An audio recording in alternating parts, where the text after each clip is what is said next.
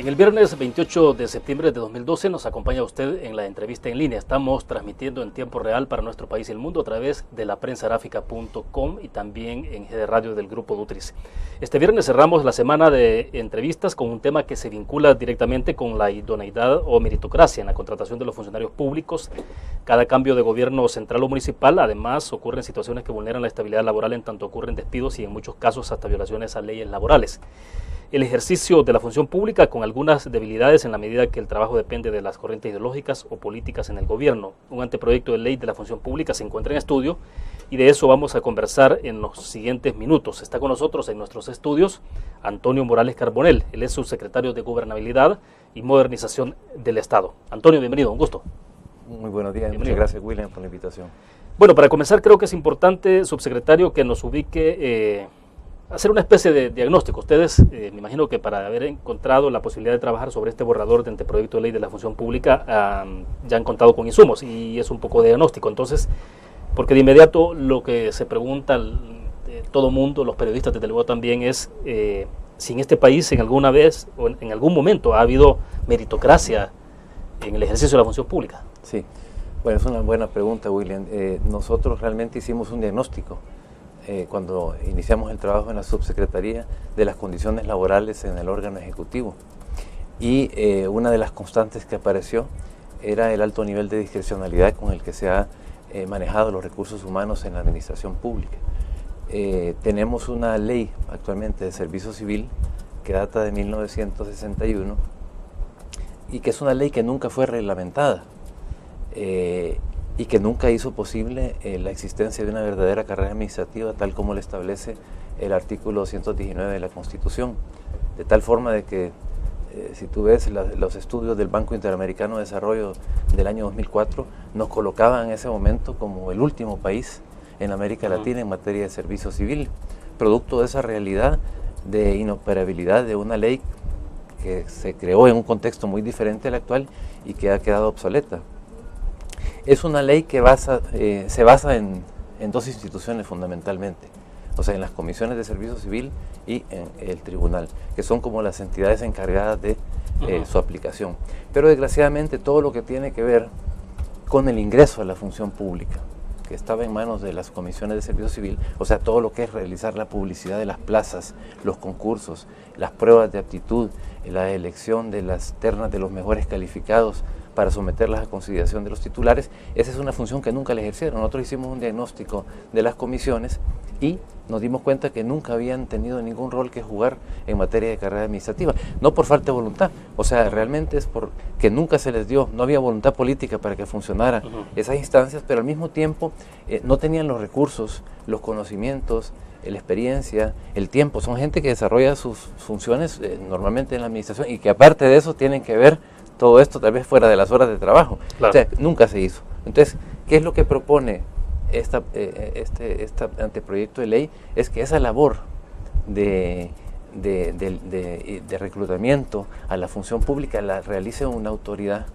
rectora que garantice niveles de profesionalidad para que el ingreso sea en función del mérito, en función del desempeño y de la vocación de servicio a sus funcionarios. De tal manera de que si hay un titular que no puede cubrir una plaza por ascenso en el plano de la carrera administrativa, pues pueda dirigirse a una entidad y ahí la entidad realizar todo este proceso de selección. De acuerdo, creo que nos estamos adelantando un poco al contenido y sí me interesa que vayamos desglosando, digamos, lo más relevante de esto, pero si nos quedamos un poco más en la parte del diagnóstico, subsecretario, digamos, y por eso planteaba la pregunta, si ha habido meritocracia. Entonces, por deducción lógica uno pensaría, bueno, si tenemos una ley obsoleta de 1961 con, que sería casi 50 años, de subir entonces que meritocracia realmente nunca ha habido. Sí, o sea, realmente no ha habido, no quiere decir que no existan esfuerzos. De hecho, usted puede ver en los 3 años de gobierno del presidente Funes, han habido ministerios que han publicado las plazas, que han hecho algunos concursos, el Ministerio de Medio Ambiente, Relaciones Exteriores y otros, que han hecho concursos trabajo y que se están encaminando a hacer realidad que el mérito y el desempeño puedan constituir las credenciales para poder ingresar a la función pública. Pero eso no es una cuestión que esté estandarizada en toda la administración. Entonces, yo digo, es un tema en el cual tenemos que trabajar mucho. Sin embargo, quiero decirle que el barómetro de la función pública que publicó el Sistema de Integración Centroamericano SICA, con el apoyo de la Agencia Española de Cooperación, y que es un estudio realizado por un grupo de expertos internacionales en la materia, sí coloca a El Salvador actualmente entre los países de la región, o el país de la región con mayores avances en materia de servicio civil, sobre todo por los esfuerzos que se han hecho en ordenar los puestos en el órgano ejecutivo. Tenemos prácticamente el personal administrativo ya definido los perfiles de los puestos, valorado los puestos, y eso nos ha permitido tener una propuesta también de política salarial para el órgano ejecutivo. Ese esfuerzo, el esfuerzo de concertación con los trabajadores del sector público, el esfuerzo de formación, de tratar de establecer mecanismos estandarizados de evaluación del desempeño, ese esfuerzo sí lo han retomado estos informes, y por eso es que han ido reconociendo los avances. Pero para que exista realmente meritocracia, tenemos que generar las condiciones apropiadas para que sea no una excepción, sino la regla, que haga posible que el ingreso a la función pública realmente se fundamente en el mérito, en la idoneidad, y no en otro tipo de consideraciones, ¿verdad? De acuerdo, vamos a hacer nuestra primera pausa comercial. Cuando regresemos, subsecretario, explíqueme. Entonces, todo lo que se ha hecho, a pesar de que se cuenta con una ley obsoleta, en algunos casos ha sido un poco empírico, es decir, no ha habido un reglamento para todo, decían las instituciones. Entonces, con un poco de empirismo, ¿y qué ha significado esto en términos de estabilidad laboral, de la implicación que tiene, por ejemplo, en la inversión que se hace por la capacitación de un empleado y que después es despedido? O sea, que es una parte importante. Vamos a una pausa.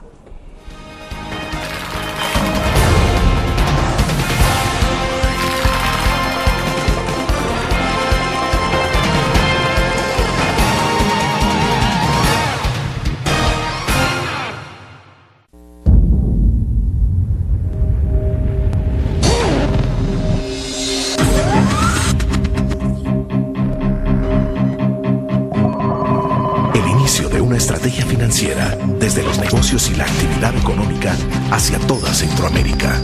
El Economista Regional, una revista especializada donde encuentras el panorama empresarial y los principales movimientos financieros. El Economista, el modelo regional de información económica.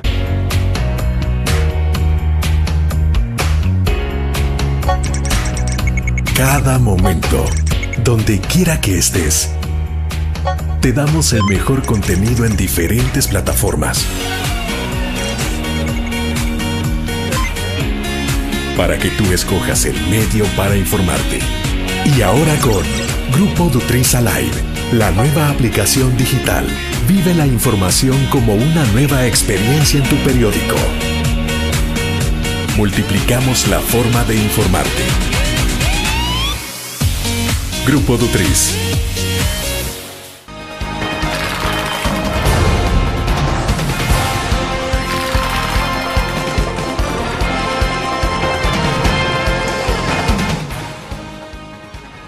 Este día nos acompaña en nuestros estudios Antonio Morales Carbonell, subsecretario de Modernización del Estado, subsecretario de Gobernabilidad y Modernización del Estado. Estamos conversando sobre el anteproyecto de ley de la función pública, un proyecto de borrador.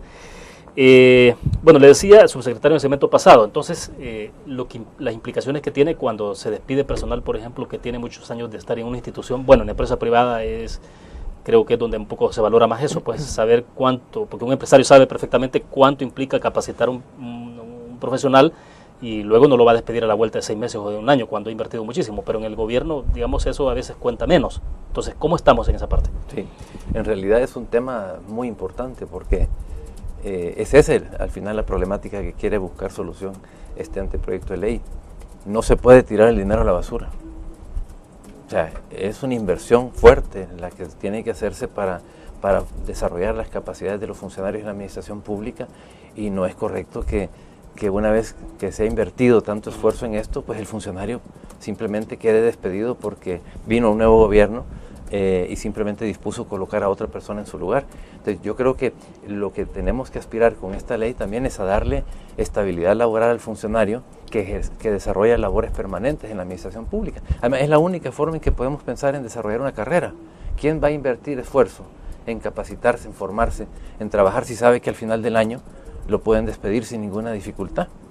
O sea, no es posible Entonces lo que sí precisa esta nueva ley es que las funciones permanentes de la administración pública tienen que tener estabilidad, ¿verdad? Los contratos tienen que ser para las personas que desarrollan funciones temporales. El problema es que hemos heredado una administración pública donde más de 40.000 personas habían sido trasladadas de ley de salarios a contratos. Esto se hizo en los 20 años anteriores con muchas de ellas desempeñando funciones permanentes. 40.000 empleados. Más de 40.000 empleados de diferentes posiciones pasados a contrato. Que habían sido pasados anteriormente a contrato. Fue a lo largo de los años, ¿no?, que fueron trasladando a esa gente a contratos. La historia, cómo lo lograban es que les decían que era la única forma en que les podían aumentar el salario. La gente aceptaba, pero perdía su estabilidad laboral. Esa situación tiene que corregirse. Por eso es que en el instructivo de relaciones laborales que nosotros hemos preparado y que está aplicándose en el órgano ejecutivo, hemos solicitado a los ministros que estudien al personal de sus instituciones y que aquellos que desarrollan funciones permanentes que sean trasladados a ley de salarios para que tengan esa estabilidad que se necesita para poder desarrollar una carrera administrativa. Pero es difícil si no hay una ley que también, digo, porque aquí estamos bastante acostumbrados a que si no hay una ley que nos obligue, pues entonces se queda a discreción de funcionarios. Claro, por eso es que digamos, ahorita lo que ustedes han hecho es una manera de recomendación. Exacto, la manera de recomendación es un instructivo y ya algunos ministerios han dado pasos. O sea, el Ministerio de Gobernación, el Ministerio de Trabajo, creo que también en Medio Ambiente, no estoy seguro los ministerios que han empezado a tomar esas medidas, pero la idea es eso, la idea es que el funcionario permanente tenga estabilidad, porque de lo contrario, cada cambio de gobierno vaciamos a la administración pública del talento humano, de la experiencia, del conocimiento, y es volver a comenzar. Entonces yo creo que los contribuyentes tienen derecho a que sus recursos, a que los impuestos que se pagan sean bien utilizados, y la mejor forma de utilizarlos es tener una administración realmente que no tenga que comenzar a inventar cada 5 años todo. Las políticas públicas para combatir, por ejemplo, la pobreza, para poder desarrollar un país, tienen que ser de largo plazo, claro. Tienen que ser a través de un consenso nacional, y usted necesita una administración pública que pueda darle continuidad a esas políticas públicas, y para eso tiene que haber estabilidad. Y si no, veamos ejemplos. Usted tiene el caso, por ejemplo, de Bélgica. Ganó el récord Guinness de un país sin gobierno, no sé cuánto tiempo duró por el conflicto que tenía entre walones y flamencos, que no se ponían de acuerdo y no lograban elegir a su gobierno. Ganó ese récord. Yo le digo, en ese tiempo los ciudadanos belgas jamás dejaron de recibir sus servicios como se los merecen, jamás dejaron de... La vida no cambió, hubo estabilidad. Creo que ni cuenta se daban de que faltaban. ¿Por qué? Porque tienen administraciones estables, tienen administraciones profesionales que garantizan la implementación de las políticas públicas, aunque en ese momento no hubiera gobierno. Esa es la ventaja. Cuando usted tiene una administración profesional, ¿verdad?, logra darle continuidad a los planes de gobierno y al mismo tiempo generar una estabilidad necesaria para el desarrollo. Está comprobado internacionalmente que aquellos países que han logrado profesionalizar sus administraciones son los que mejores índices de desarrollo económico y social tienen, los que mayores niveles de transparencia han logrado, mayores niveles de éxito en la lucha contra la corrupción, y donde los ciudadanos gozan de la mayor confianza en sus instituciones. Entonces, una apuesta estratégica para el desarrollo es lograr profesionalizar. No puede ser que cada 5 años volvamos de nuevo a lo mismo. Claro. Ahora, no estamos hablando de que en la parte que tiene que ver con estabilidad es que casi por obligación, casi por ley, se van a mantener funcionarios que tampoco son competentes o que tratan de mantenerse ahí sin hacer su trabajo. O sea, exacto. Me imagino que tampoco ese es el sentido, o sea, no. de garantizar que, que a toda costa la estabilidad implique tener a alguien ahí que incluso no es eficiente. Exacto. La estabilidad no significa inamovilidad laboral. La estabilidad se la gana el funcionario con su trabajo, cumpliendo con los resultados para los cuales se le contrató. Y no cometiendo faltas graves en la administración pública. Pero fuera de eso, un funcionario debería estar tranquilo. Nadie puede ser despedido por sus ideas políticas, religiosas, por otro tipo de discriminaciones. Lo que queremos con esto es garantizar ese derecho a pensar con cabeza propia, a tener criterios, y no por eso tener temor de que nos van a despedir o nos van a sacar de una administración pública. Miren, yo la vez pasada tuve, al inicio de esta gestión, tuve una experiencia, fui a Costa Rica y visité la Dirección General del Servicio Civil y me reuní con el director de la dirección y con todos los demás directores de área. Y a mí yo me quedé realmente asustado de la franqueza con la que estas personas discutían, emitían sus opiniones, en muchos casos a veces divergentes entre ellos mismos, y nadie tenía temor de nada. Yo les dije, ustedes son funcionarios atípicos. Y me dije, ¿por qué?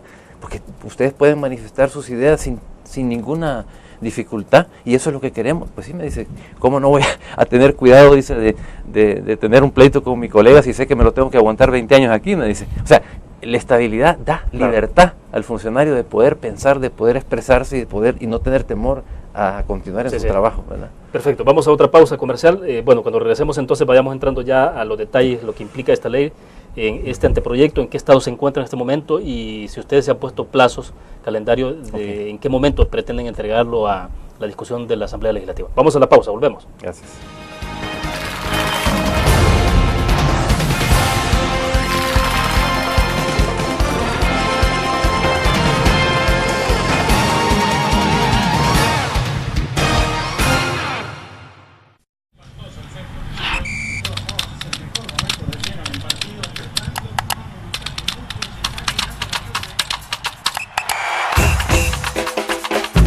La emoción del deporte está en www.elgráfico.com.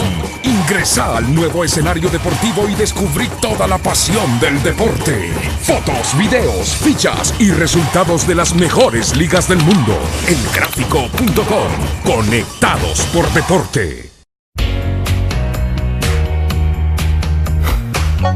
Cada momento, donde quiera que estés, te damos el mejor contenido en diferentes plataformas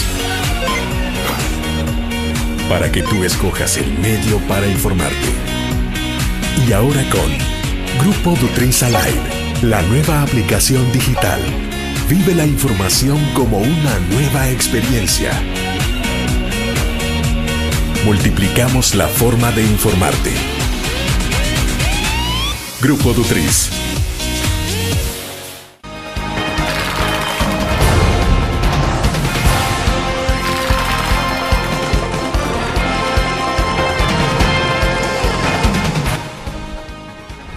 Subsecretario, muy brevemente, si nos puede explicar entonces este borrador de anteproyecto de ley de la función pública, ¿en qué nivel de discusión lo tienen? Es decir, ¿cuándo lo van a presentar a la Asamblea Legislativa? Bueno, el lunes 24 de este mes iniciamos los talleres de consulta, muy interesantes, porque esto es un borrador, esto es una propuesta que ha sido elaborado por un grupo de expertos en derecho administrativo, en derecho laboral, acompañados de una comisión interinstitucional en donde estuvieron representados ministerios, autónomas, el órgano de justicia también. Pero este proyecto lo que queremos es someterlo a discusión de aquí a fin de mes, ¿verdad? Poder luego trabajar en la incorporación de los aportes que obtengamos de todos estos talleres de consulta. Fin de mes, estamos hablando ya de octubre, ¿no? Porque sí, de hecho está terminando. Los talleres tenemos programados hasta el 15 de octubre, pero bueno, dejamos a fin de mes porque siempre hay reuniones, otros encuentros que queremos hacer para divulgar y socializar el texto y darle tiempo a los consultores para que puedan realmente recoger toda esa riqueza de contribuciones y de aportes que están surgiendo cada día, porque los talleres son cada día, mañana y tarde. ¿A quiénes se consultan? Por ejemplo, ahorita... Por ejemplo, el lunes iniciamos con ministerios.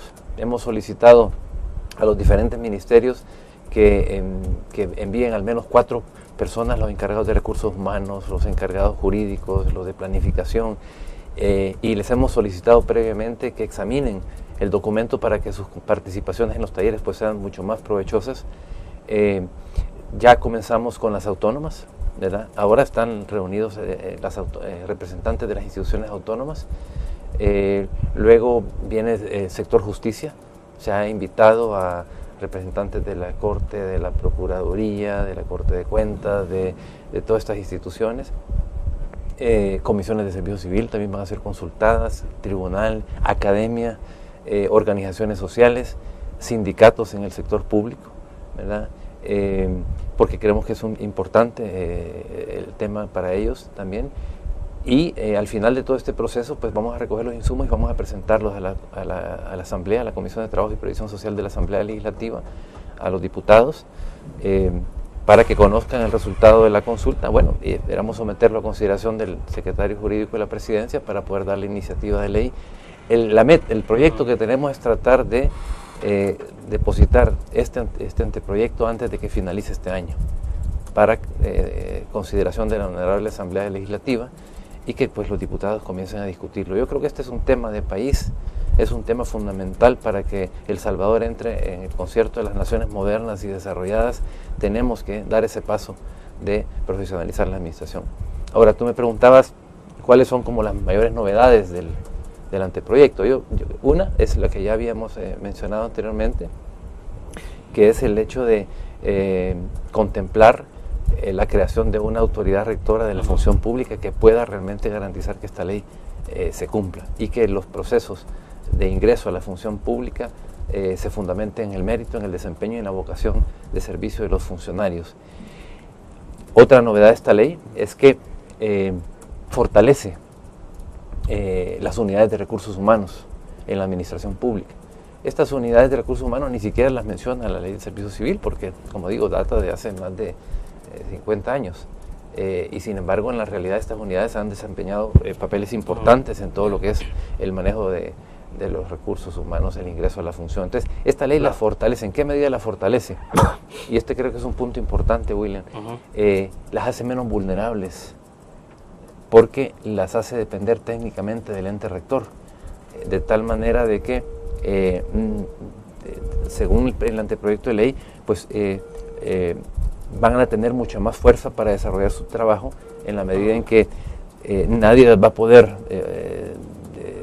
si una unidad de recursos humanos ve una irregularidad, tiene toda la posibilidad de plantearla sin temor a que sea despedido, porque para poder hacerlo va a tener que tener también la autoridad del ente rector de la función pública. Entonces lo que buscamos es hacerlas mucho más fuertes, mucho menos vulnerables a los vaivenes y a las decisiones que puedan darse de manera arbitraria. Entonces esto fortalece la unidad de recursos humanos al hacerla depender técnicamente del ente rector para que pueda desempeñar su rol sin tanta preocupación, ¿verdad? Porque no ha sido, históricamente, no ha sido esa la realidad y tenemos que corregir ese aspecto. Entonces yo creo que la ley aporta. Y una novedad importante es que la ley prevé la creación de el Instituto de Formación Pública. O sea, porque para crear carrera en la administración pública tenemos que tener planes de carrera, tenemos que tener planes de formación para los funcionarios. Creo que es de los únicos países de América Latina que no tiene un instituto de formación pública. Es más, las universidades que tenían maestrías en la administración pública las terminaron cerrando por falta de demanda, porque como no era ninguna condición para ingresar a la función pública este tipo de preparación, pues al final, pues ahora están algunas universidades reconsiderando abrirlas porque están dando cuenta de que el tema de la carrera administrativa va en serio y que va a ser necesario formarse adecuadamente para ingresar a la administración. Entonces el ente rector tendría también ese instituto que permitiría desarrollar. De acuerdo, hay otra parte que me interesa reflexionar un poco sobre la parte que tiene que ver con los ascensos, promociones, un poco cómo se puede normar eso, porque sí, que uno escucha a funcionarios públicos y está hablando de todos los niveles, a veces expresar su queja por ese tipo de cosas, o sea que a pesar de que trabajan, a pesar de que dan todo su esfuerzo, no necesariamente tienen las promociones, o la parte de salarial, que no va de acuerdo a lo que hacen. Unos hacen menos, ganan más, o al inverso. Hablamos de ese tema después de la pausa. Perfecto.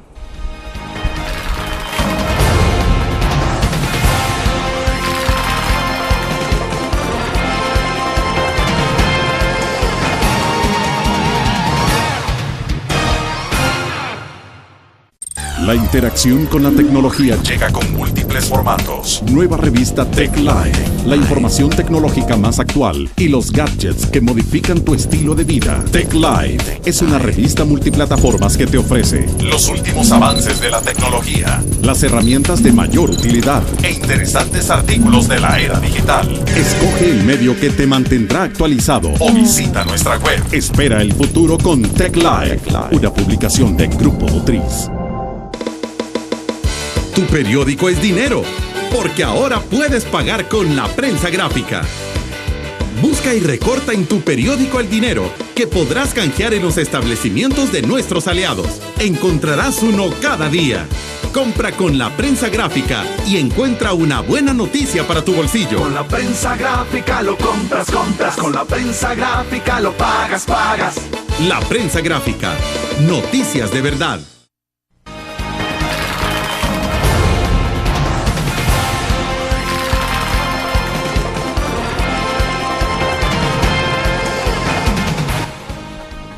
Bueno, creo que vamos por parte, subsecretario. El tema, le decía, de los ascensos, las promociones, un poco el malestar que hay a veces porque hay personas que a pesar de que pueden tener capacidad, no necesariamente son ascendidas, y a veces entiendo que crean figuras más como una especie de escaleras, que si mueven a este funcionario en el nivel superior, pues van subiendo los demás y de esa forma ayudar a algunos, pues, pero no necesariamente eso quizás sea lo más óptimo. Pero bueno, el punto concreto es en ascensos y promociones, o sea, cómo se estaría normando esa parte. Y lo otro, que lo vamos a ver un poco más adelante, la parte salarial.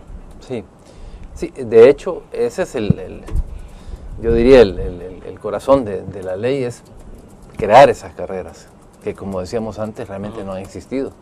Porque una carrera lo que le permite a uno es poder crecer, poder desarrollarse, poder ascender.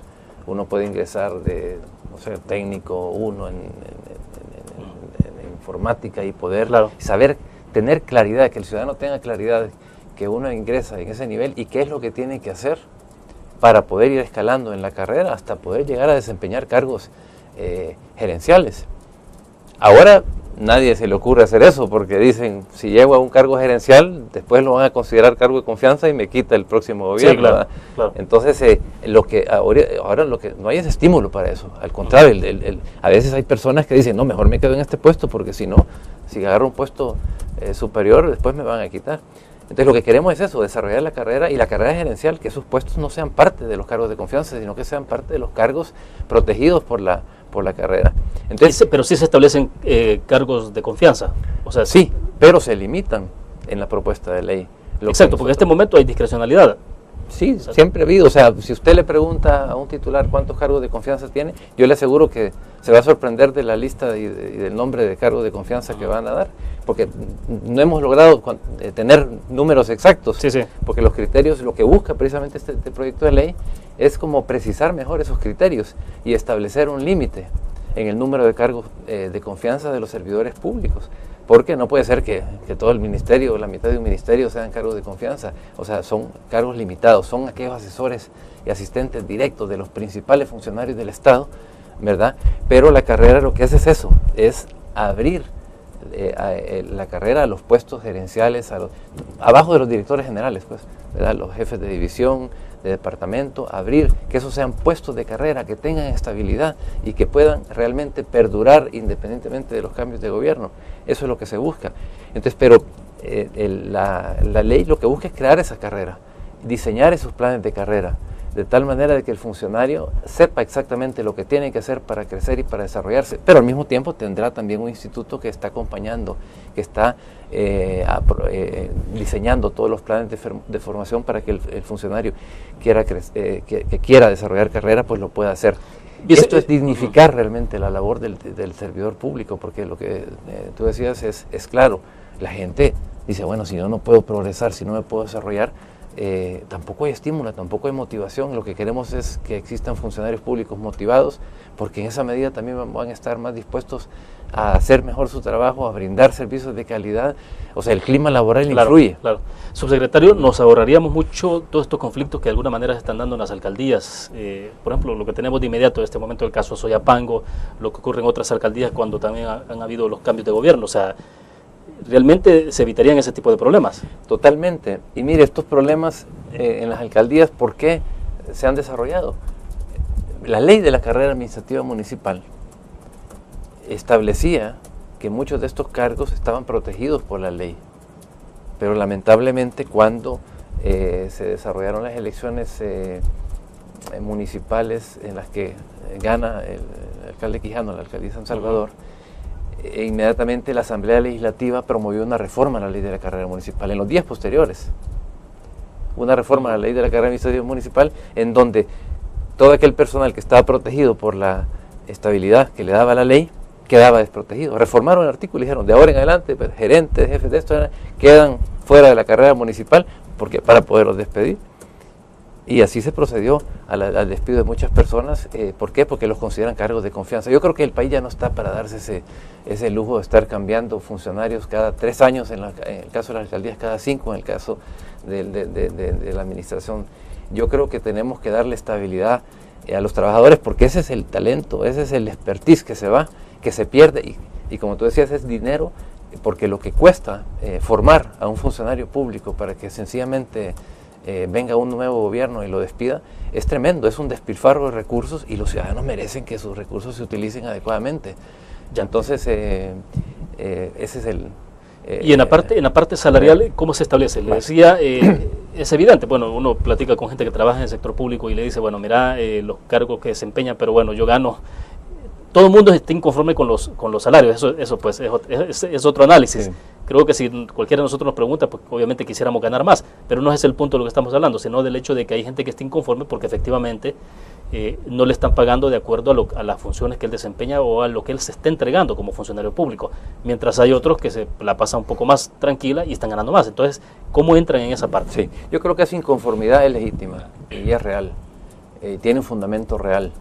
Y el fundamento real es que en este país no ha existido una política salarial en el sector público. Entonces tenemos funcionarios que desempeñan labores similares, pero que tienen salarios distintos. O sea que el principio de que a igual responsabilidad, igual salario, ese principio tenemos que trabajar para hacerlo realidad. Nosotros ya iniciamos en esta administración ese esfuerzo. De hecho, no podíamos establecer una política salarial si no ordenábamos los puestos. O sea, ¿qué fue lo primero que hicimos? Y que es un trabajo que lleva tiempo. Lo que hicimos fue levantar todos los perfiles de los puestos en el personal administrativo del órgano ejecutivo, definir esos perfiles, valorar los puestos en función del nivel de responsabilidad, de solución de problemas que el puesto representa, de las capacidades, de los conocimientos que requiere para ejercer esa función, y nos permitió establecer ordenarlos en 19 niveles de clasificación y en 5 segmentos. El segmento de apoyo, el segmento operativo, gerencial, directivo. Y entonces, ¿qué es lo que hicimos? Para cada segmento hicimos el estudio salarial y sacamos la mediana. Y eso nos permitió identificar las inequidades salariales, tanto abajo de la mediana como arriba. Y nos dimos cuenta de la tremenda dispersión salarial que existe en la administración pública. Entonces, una política salarial, ¿qué es lo que buscaría? Ocupar los pocos recursos de la administración pública, que existen porque son pocos, para tratar de ir reduciendo las inequidades por abajo, porque por arriba pues lo que hay que hacer es congelar, ¿verdad? Porque no se puede hacer otra cosa, pero por abajo lo que hay que hacer es tratar de ir cada año, porque esos son planes a largo plazo, nosotros hemos hecho un plan para 5 años, poder ir invirtiendo esos pocos recursos en lograr que las personas que están por abajo de su salario meta puedan ir logrando acercarse al salario meta, y tenemos un plan que en 5 años lo podríamos lograr. ¿Cuál es como el mínimo entonces en la función pública? ¿Salario mínimo, el máximo? Yo las cifras actuales no las tengo, pero depende de los niveles, depende de los niveles de clasificación en que estén los puestos, ¿verdad? Pero sí lo que puedo decirles es que es posible ordenar los salarios, es posible realmente llevar a las personas a su salario meta y hacer realidad este principio de que igual responsabilidad, igual salario, pero para eso se necesita una decisión política, ¿verdad? Ya tenemos prevista una reunión con los ministros para el día 8 de octubre, en donde se va a presentar esta política salarial y todo el sistema de administración de puestos del órgano ejecutivo que se ha trabajado, ¿verdad? Que ha sido con el apoyo de ADECID. Ahora también tenemos el apoyo de USAID. Bueno, los españoles tienen una buena experiencia, bueno, no sé si Estados Unidos también, tienen muy buena experiencia en esto, ¿no? O sea, y ellos son los que están cooperando con ustedes. Totalmente. O sea, ADECID ha sido la agencia de cooperación con quien iniciamos este trabajo de fortalecimiento y de modernización del órgano ejecutivo, ¿verdad? Y también USAID en el marco del asocio entre Estados Unidos para el crecimiento y El Salvador, perfecto, tiene como resultado 6 la profesionalización de la administración pública. Bien, vamos a otra pausa comercial. Cuando regresemos, leí algo en el anteproyecto que nos envió subsecretario en lo que tiene que ver con la parte de maternidad en el caso de las mujeres cuando deciden irse. Debo entender ahí que hay algunas modificaciones también en el trato particular. Vamos a una pausa, volvemos.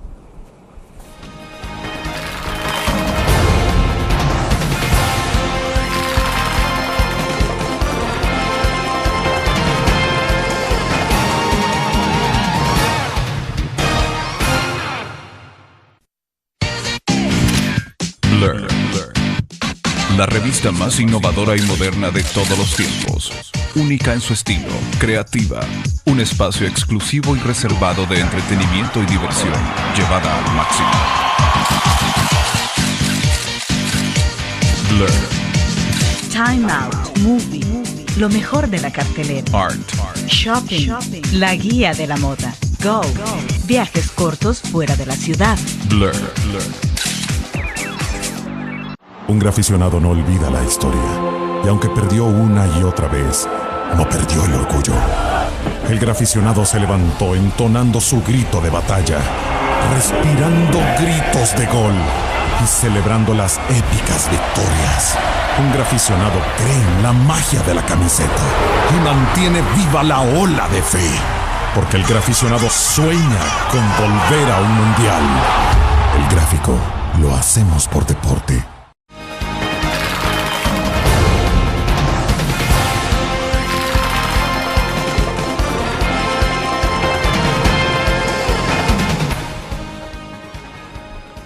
Subsecretario, le decía entonces, hay una parte que tiene que ver incluso con el trato especial que hay para las mujeres embarazadas, ¿no?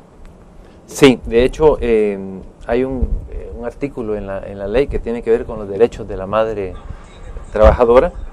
Se habla de una licencia, ¿verdad?, por maternidad de 15 semanas, o sea, se amplía a 15 semanas esa licencia de maternidad en la propuesta que tenemos, 6 de las cuales, dice la ley, cuando menos se deberá tomar obligatoriamente después del parto. Al mismo tiempo se concede una hora diaria de permiso por licencia materna hasta que su hijo tenga 6 meses de edad. También hay disposiciones en materia de destitución que debe de vigilarse, ¿verdad? O sea, dice que la destitución de hecho con proceso previo a una mujer embarazada desde que comience el estado de gravidez, dice la ley, hasta que concluya la licencia postnatal, no producirá la terminación de la relación laboral, excepto cuando la causa de estos haya sido anterior al embarazo, sea justa causa. O sea, lo que se busca es proteger realmente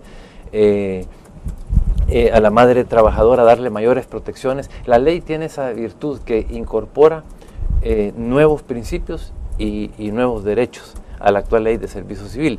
Incorpora el principio de igualdad, el principio de mérito, ¿verdad?, el principio de transparencia, de estabilidad laboral. Eso es importante. En el tema de estabilidad laboral, la ley precisa con absoluta claridad que aquellas funciones que permanentes en la administración pública tienen que gozar de estabilidad, tienen que estar bajo ley de salarios, y que los contratos deben de utilizarse únicamente para los trabajadores temporales, porque eso ha sido una deformación que se dio en los años anteriores y que tiene que corregirse. Es la única forma, como dije antes, de poder desarrollar carrera. Claro. Habla de la irrenunciabilidad de los derechos y de la primacía de la realidad. Y en materia de derechos, la ley incorpora el derecho a la capacitación, el derecho de acceso a la información de su expediente profesional, el derecho de protección contra el acoso sexual y laboral, el derecho a un trato justo y respetuoso, y ampliación de la licencia por maternidad. Si nos damos cuenta, lo que queremos es generar un clima laboral apropiado. El hecho de brindar servicios de calidad está directamente relacionado también con las condiciones laborales de los trabajadores. En la medida en que los trabajadores realmente tienen resuelto sus necesidades básicas y se les asegura su estabilidad, también están en mejores condiciones de poder brindar esos servicios. Si nos damos cuenta el tema de las prestaciones, y eso es como para tomar conciencia de la dificultad que tiene todo esto. Si nos damos cuenta el tema de las prestaciones, así como el tema salarial, no ha existido una política salarial históricamente, y estamos ahora a punto de darla a conocer, tampoco ha habido un ordenamiento de prestaciones. Entonces uno puede encontrar ministerios que tienen determinadas prestaciones, algunos tienen transporte, en otros lugares tienen uniformes, en otros tienen guarderías, pero eso no es homogéneo. O sea, así como hay ministerios que tienen salarios bajos y otros que tienen salarios altos, porque históricamente así ha sido, y eso debería corregirse, ¿verdad? Así sucede con el tema de las prestaciones. Entonces, y justamente eso quería llegar un poco en la inquietud que tenía planteada sobre el tema de los bonos. Le decía antes de comenzar la entrevista, bueno, claro, la Cámara de lo Laboral ordena al ministro de Hacienda que tiene que pagar bonos. Bueno, esa es una decisión concreta, sin entrar en los detalles. El asunto es que hay una orden de una Cámara de lo Laboral con el tema de bonos, pero los bonos no están en todas las instituciones, y algunas instituciones dicen, bueno, lo que pasa es que nosotros tuvimos un ahorro y sobre la base del ahorro, entonces nosotros les vamos a dar un bono. Asamblea Legislativa por su lado, cualquier institución. Entonces, ¿qué pasa con eso? Para mí, yo le hablo francamente, eso es una distorsión. Ahora, el problema está que ante la falta de una política salarial, ante los niveles de inequidad y de dispersión salarial que existen, bueno, el trabajador busca la manera de cómo mejorar sus condiciones de vida, sea a través de bonos, a través de canastas. Yo creo que hay que resolver el problema de raíz, hay que ordenar la administración pública. O sea, no puede ser que de repente surja una institución, bueno, aquí vamos a dar un bono de 200, allá vamos a dar un bono de 1000, aquí una canasta de 60. O sea, porque hubo ahorros, ahora vamos a... Es como que yo diga, bueno, en mi subsecretaría ahorramos este año tanto, entonces vamos a aumentarle los salarios a todos. O sea, hay que planificar en base a resultados. El presupuesto tiene que, al contrario, yo creo que una institución que no implemente y que no ejecuta su presupuesto, pues no puede premiarse de esa manera. O sea, realmente hay que planificar y los recursos tienen que estar en función de resultados. Entonces yo pienso de que no es que esté... que desconozca lo que está al origen de todo esto. Lo que está al origen de todo esto es que el trabajador busca la manera de cómo mejorar sus condiciones. Entonces, ofrezcámosle una solución real, ofrezcámosle una alternativa estructural, y esa alternativa está en ordenar el empleo público, en tener una verdadera política salarial, en tener una verdadera política que asegure prestaciones a los servidores públicos. Si al final tan servidor público es un empleado del Ministerio de Agricultura como del Ministerio de Hacienda, ¿por qué tienen que haber esas disparidades? Cuando uno ve los ministerios, hay ministerios que tienen cifras importantes en materia de prestaciones y otros que no. Entonces, busquemos una solución de raíz, pongamos en la agenda el tema del empleo público, ¿verdad? Y demos los pasos necesarios para que ese tema se resuelva. Claro, no se podía resolver en 3 años de gobierno. O sea, estamos sentando las bases, pero tenemos que tomar medidas mucho más sólidas para que esto se resuelva, porque esto es una situación heredada. O sea, el hecho de que, por ejemplo, hay un ministerio como Agricultura que tiene salarios bastante deprimidos, es algo que viene del pasado también, y que seguramente no está vinculado al descuido que hubo del tema agrícola durante años y años. De acuerdo. Entonces, hay que corregir esta situación, pero esta no se corrige con medidas paliativas y con parches, sino que se corrige con medidas estructurales, y no son de corto plazo. O sea, una política salarial necesitamos implementarla en el largo plazo. No se van a ver los resultados inmediatos, pero demos los pasos, porque si no los damos, esto va a ser cada vez peor. Entonces, lo que estamos proponiendo nosotros, y en ese sentido hemos avanzado mucho, es que ya tenemos todo el personal administrativo, el órgano ejecutivo, está realmente ordenado, y eso nos permitió, porque una política salarial no se puede inventar. O sea, uno tiene que definir realmente, en base a una cantidad de criterios, cuál es el salario meta de un funcionario. Para eso hay que ordenarlos, hay que clasificarlos, que es toda la labor que hicimos, pero estamos ya en ese momento de poder empezar a dar los pasos. 2 cosas después de la pausa. La parte de la actividad sindical, ¿hasta dónde entra esto? Digamos, ¿de qué manera entra en juego con la parte sindical? Y también si este anteproyecto de ley o si esta legislación está armonizada con otras legislaciones que hay alrededor de la materia. Vamos a una pausa, regresamos.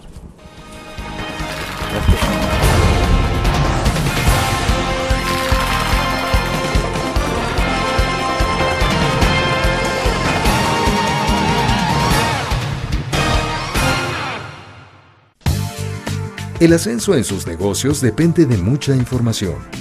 El Economista es la primera y única revista que analiza el mundo de los negocios, convirtiéndose en la fuente de consulta de los principales acontecimientos financieros y económicos de la región centroamericana. Será su referente de la actividad empresarial. Le deseamos un feliz viaje de negocios. El Economista, el modelo regional de información económica.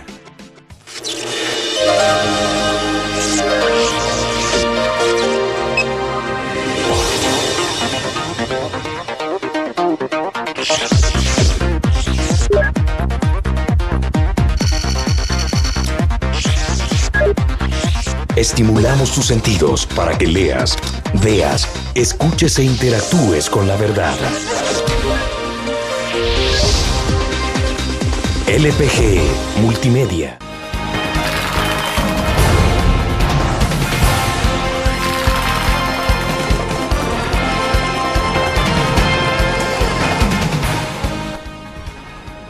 Subsecretario, son dos cosas puntuales. La parte que tiene que ver de cómo se aborda el aspecto sindical dentro de las instituciones públicas, pero también de la armonización de este anteproyecto con otras leyes. Sí. O sea, para que de tal manera que esto, digo armonización porque me imagino que lo que están buscando es que no vaya a entrar en choque o después se quiera deslegitimar esta norma. Este tema es bien importante porque acordémonos que creo que es el primer gobierno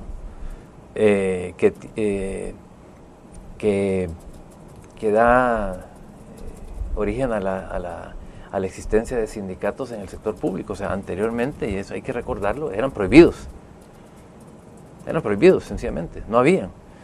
O sea, que no ha habido gobierno anterior que haya tenido que vivir con esa realidad sindical, y en ese sentido, los primeros pasos que nosotros dimos fue precisamente la conformación de una mesa con los sindicatos del sector público, que sesiona todavía en Casa Presidencial cada 15 días o cada mes y medio, que no ha dejado de funcionar, que ahora precisamente está discutiendo el anteproyecto de ley de la función pública. Esa es una realidad que se logra a través de la firma de los convenios de la OIT que entraron en vigor en septiembre de 2009, porque acordémonos que esto fue producto de todo el sistema de preferencias comerciales de la Unión Europea, que ponía como condición la ratificación de estos convenios. ¿Todas las instituciones tienen sindicato? La inmensa mayoría. O sea, hay más de 70 sindicatos que se crearon en el sector público. Yo quiero decir que esta realidad en los gobiernos anteriores se impidió. Es más, se trató de impedir que tomara efecto los convenios de la OIT, hubo un recurso de inconstitucionalidad que se puso, se dijo que había que reformar la Constitución. Bueno, al final todos los gobiernos anteriores lograron evitar la sindicalización en el sector público. Es el gobierno del presidente Funes el que comienza en junio, en el 2009, y en septiembre entran en vigor los convenios de la OIT y se crea esta nueva realidad. Hay más de 70 sindicatos desde entonces en el sector público. Y eso es una cosa positiva. O sea, yo creo que realmente... ¿No ha significado mucho trauma para el Ejecutivo esa nueva realidad? Digo, bueno, porque por el tema de que a veces la tradición que se tiene es que se cree que un sindicato es estrictamente para ir a exigir aumentos salariales.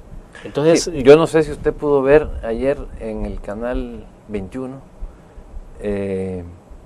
al director, al presidente de la Lotería Nacional, acompañado del secretario general del Sindicato de Trabajadores de la Lotería y acompañado del secretario general del Sindicato de Vendedores de Lotería. O sea, yo creo que ese es un ejemplo de lo que puede lograrse en una institución cuando tanto los titulares como los trabajadores se ponen de acuerdo para sacar adelante una institución, para modernizarla, para hacerla eficiente. Claro, esos son ejemplos que quisiéramos que fuera así en todas las instituciones. Hacia eso tenemos que encaminarnos, porque cuando el sindicato realmente trabaja para sacar adelante a su institución, el potencial de desarrollo que tienen las instituciones es tremendo. Hay casos exitosísimos y no solo en el sector público, en el sector privado. Vea el ejemplo del Ingenio El Ángel. Y va a ver lo que es el trabajo conjunto entre titulares. Bueno, hablando de empresas, está la empresa Diana, por ejemplo, ¿sí? También. Sí, hay ejemplos en el sector privado. Entonces, para nosotros el tema sindical es un tema de tremenda importancia, ¿verdad? Claro, es complicado. ¿Y cómo no va a ser complicado cuando uno hereda una administración con todas las inequidades y con toda la realidad que se está viviendo y cuando todavía no le hemos logrado corregir? Por supuesto que es complicado. Y en una crisis económica como la que se tiene.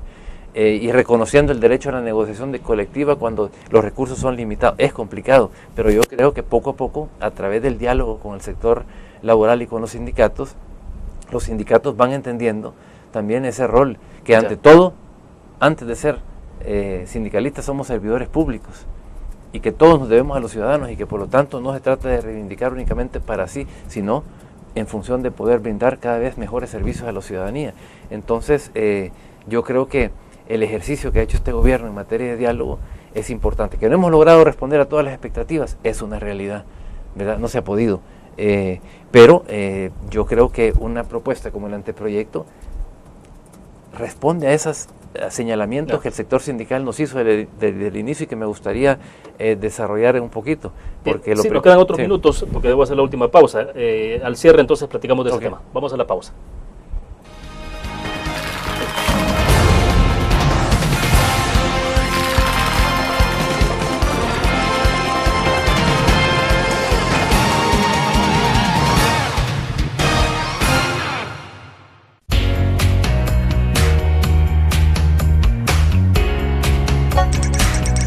Cada momento, donde quiera que estés, te damos el mejor contenido en diferentes plataformas. Para que tú escojas el medio para informarte. Y ahora con Grupo Dutriza Live, la nueva aplicación digital. Vive la información como una nueva experiencia en tu periódico. Multiplicamos la forma de informarte.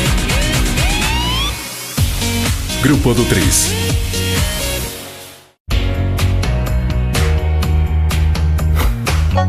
Cada momento, donde quiera que estés, te damos el mejor contenido en diferentes plataformas. Para que tú escojas el medio para informarte. Y ahora con Grupo Dutriza Live, la nueva aplicación digital. Vive la información como una nueva experiencia. Multiplicamos la forma de informarte. Grupo Dutriz.